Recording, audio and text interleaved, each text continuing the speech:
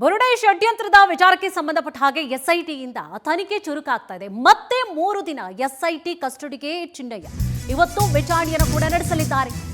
ಎಸ್ಐಟಿಯಿಂದ ಇವತ್ತು ಕೂಡ ಸ್ಥಳ ಮಹಜರನ ಮಾಡುವಂತಹ ಸಾಧ್ಯತೆ ಇದೆ. ತನಿಖೆ ಚುರುಕಾಗ್ತಾ ಇದೆ. ಎಸ್ಐಟಿ ಅಧಿಕಾರಿಗಳಿಂದ ಮತ್ತೆ 3 ದಿನ ಎಸ್ಐಟಿ ಅಧಿಕಾರಿಗಳು ಕಸ್ಟಡಿಗೆ ಪಡೆದುಕೊಂಡಿದ್ದಾರೆ. ಯಾಕಂತಂದ್ರೆ ಮತ್ತಷ್ಟು ವಿಚಾರಣೆಯನ್ನ ನಡೆಸುವಂತಹ ದೃಷ್ಟಿಯಿಂದಾಗಿ ಎಸ್ಐಟಿಯಿಂದ ಇವತ್ತು ಕೂಡ ಸ್ಥಳ ಮಹಜರನ ಮಾಡುವಂತಹ ಸಾಧ್ಯತೆ.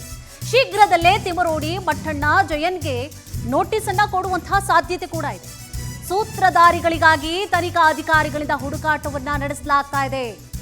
ಇವತ್ತು ಎಲ್ಲಿ ಸ್ಥಳ ಮಹಜರು ಅನ್ನೋದೇ ನಿಗೂಢವಾಗಿದೆ. ಈಗಾಗಲೇ ನೋಡಿ 2 ಬಾರಿ ಎಸ್ಐಟಿ ಅಧಿಕಾರಿಗಳು ತಮ್ಮ ವಶಕ್ಕೆ ಪಡೆದುಕೊಂಡ್ರು. ನಿನ್ನೆ ಕೂಡ ಕೋರ್ಟ್ನ ಮುಂದೆ ಹಾಜರುಪಡಿಸಲಾಯಿತು. ಮತ್ತಷ್ಟು ವಿಚಾರಣೆ ಬ್ಯಾಲೆನ್ಸ್ ಇರುವಂತಹ ಕಾರಣವಾಗಿ ಮತ್ತೆ ನಮಗೆ ಕಸ್ಟಡಿಗೆ ಬೇಕು ಅಂತ ಹೇಳಿ ಕೇಳ್ಕೊಂಡಿದ್ರು. ಅದರಂತೆ 3 ದಿನಗಳ ಕಾಲ ಎಸ್ಐಟಿ ಕಸ್ಟಡಿಗೆ ಈಗಾಗಲೇ ನ್ಯಾಯಾಲಯ ನೀಡಿದೆ. ಜೊತೆಗೆ ಇವತ್ತು ಎಲ್ಲೆಲ್ಲಿ ಮಹಜರು ಕಾರ್ಯವನ್ನು ಮಾಡ್ತಾರೆ ಅನ್ನುವುದು ಪ್ರಶ್ನೆ ಆಗಿದೆ. ಯಾಕಂತಂದ್ರೆ ಈಗಾಗಲೇ ಉಜಿರೆ ಇರ್ಬೋದು, ಹಳ್ಳಿ ಮನೆ ಇರ್ಬೋದು, ಜೊತೆಗೆ ಬೆಂಗಳೂರಿನ ಸರ್ವಿಸ್ ಅಪಾರ್ಟ್ಮೆಂಟ್ ಇರ್ಬೋದು, ಹೀಗೆ ಸಾಕಷ್ಟು ಸ್ಥಳಗಳಲ್ಲಿ ಮಹಜರು ಕಾರ್ಯವನ್ನು ಕೂಡ ಈಗಾಗಲೇ ಎಸ್ಐಟಿ ಮಾಡ್ತಾ ಇದೆ. ಜೊತೆಗೆ ಇವತ್ತು ಎಲ್ಲಿ ಮಾಡ್ತಾರೆ, 3 ದಿನಗಳ ಕಸ್ಟಡಿಯಲ್ಲಿ ಇರುವಂತಹ ಚಿನ್ನಯ್ಯನನ್ನ ಯಾವ ರೀತಿಯಾಗಿ ವಿಚಾರಣೆಯನ್ನ ಕೂಡ ನಡೆಸಲಾಗುತ್ತೆ, ಯಾರಿಗೆಲ್ಲ ಹಾಗಾದ್ರೆ ಆತಂಕ ಶುರುವಾಗುತ್ತೆ, ಯಾರಿಗೆಲ್ಲ ಎಸ್ಐಟಿ ಅಧಿಕಾರಿಗಳು ನೋಟಿಸ್ ಕೊಡ್ತಾರೆ ಅನ್ನುವಂತಹ ಪ್ರಶ್ನೆ ಇದೆ. ಇದೇ ವಿಚಾರಕ್ಕೆ ಸಂಬಂಧಪಟ್ಟ ಹಾಗೆ ಹೆಚ್ಚಿನ ಡೀಟೇಲ್ಸ್ ಅನ್ನ ಕೂಡ ನೀಡ್ತಾ ಹೋಗ್ತಾರೆ ನಮ್ಮ ಪ್ರತಿನಿಧಿ ರೂಪೇಶ್. ಈಗ ಎಲ್ಲಿಯವರೆಗೂ ಕೂಡ ಬಂದಿರುವಂಥದ್ದು ಎಸ್ಐಟಿ ತನಿಖಾ ಅಧಿಕಾರಿಗಳ ಈಗ ಡೀಟೇಲ್ಸ್ ಏನಿದೆ, ಇದಕ್ಕೆ ಸಂಬಂಧಪಟ್ಟ ಹಾಗೆ ವಿಚಾರಗಳು ಎಲ್ಲಿವರೆಗೂ ಕೂಡ ಬಂದಿದೆ, ಜೊತೆಗೆ ಯಾರಿಗೆಲ್ಲ ನೋಟಿಸ್ ಅನ್ನ ಕೊಡುವಂತಹ ಸಾಧ್ಯತೆ ಕೂಡ ಇದೆ, ಏನಿದೆ ಡೀಟೇಲ್ಸ್? ಕುಸುಮ, ಇದೀಗ ಯಾಕಂತ ಹೇಳಿದ್ರೆ ಮಹಜರ್ ಕಾರ್ಯವನ್ನ ಒಂದ್ ಹಂತಕ್ಕೆ ಎಸ್ಐಟಿ ಪೊಲೀಸ್ನವರು ಮಾಡಿದ್ದಾರೆ. ಯಾಕಂತ ಹೇಳಿದ್ರೆ ಈಗ ಒಂದರ ಬೆಂಗಳೂರು ಇರ್ಬೋದು, ಅದೇ ರೀತಿಯಾಗಿ ಉಜಿರೆ ಸೇರಿ ಹಲವಾರು ಕಡೆ ಮಹಜರ್ ಮಾಡಿದ್ದನ್ನು ಕೂಡ ನಾವು ಗಮನಿಸಿದ್ದೇವೆ. ಅದಾದ ಬಳಿಕವಾಗಿ ಮತ್ತೆ ಒಂದಿಷ್ಟು ಮಹಜರ್ ಕಾರ್ಯ ಮಾಡಬೇಕು. ಯಾಕಂದ್ರೆ ವಿಚಾರಣೆಯನ್ನ ಕಳೆದ 30 ದಿನಗಳಿಂದ ವಿಚಾರಣೆಯನ್ನ ಮಾಡ್ಲಾಗ್ತಾ ಇದೆ. ವಿಚಾರಣೆಗೆ ಆಲ್ಮೋಸ್ಟ್ ಮುಗ್ದಿದೆ, ಆದ್ರೆ ಮಹಜರ್ ಕಾರ್ಯಗಳು ಬಾಕಿ ಇದೆ.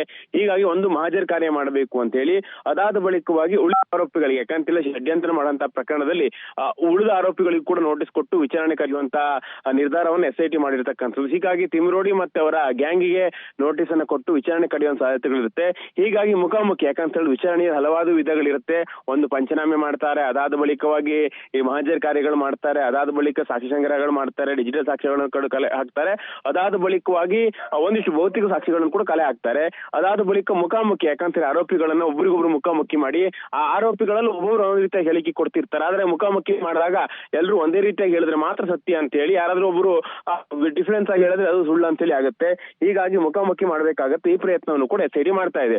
ಹೀಗಾಗಿ ಕೆಲವೊಂದಿಷ್ಟು ಚಿಕ್ಕ ಪುಟ್ಟ ಅದೇ ರೀತಿಯಾಗಿ ದೆಹಲಿ ಸೇರಿದಂತೆ ಕೆಲವಾರು ಕಡೆ ಮಹಜರ್ ಮಾಡಬಹುದು ಅನ್ನೋಂತ ನಿರೀಕ್ಷೆಗಳಿದೆ. ಹೀಗಾಗಿ ಅದೇ 3 ದಿನಗಳು ಅದೆಲ್ಲ ಸಾಧ್ಯವಾದಂತ ಪ್ರಶ್ನೆ ಸಹಜವಾಗಿ ಮೂಡುತ್ತೆ. ಹೀಗಾಗಿ ಕೆಲವೊಂದು ಕಡೆ ಮಹಜರ್ಗಳು ಮಾಡ್ತಾರೆ. ಅದಾದ ಬಳಿಕ ಕೆಲವೊಂದು ಕಡೆ ಪೊಲೀಸ್ನವರು ಹೋಗಿ ಏನೇನು ಸಾಕ್ಷಿಗಳಿದೆ ಅದನ್ನ ಸಂಗ್ರಹ ಮಾಡ್ಕೊಂಡು ಬರ್ತಾರೆ ಅನ್ನೋಂಥದ್ದು ಹೇಳಾಗ್ತಾ ಇದೆ. ಹೀಗಾಗಿ ಇನ್ನ ಸದ್ಯಕ್ಕೆ ಈಗ ಚೆನ್ನೈನ ಇನ್ವೆಸ್ಟಿಗೇಷನ್ ಮುಂದುವರೆಸಿದ್ದಾರೆ. ಅದೇ ರೀತಿ ಸಾಕ್ಷಿಗಳನ್ನು ಕೂಡ ಕಲೆ ಹಾಕ್ತಾ ಇದ್ದಾರೆ.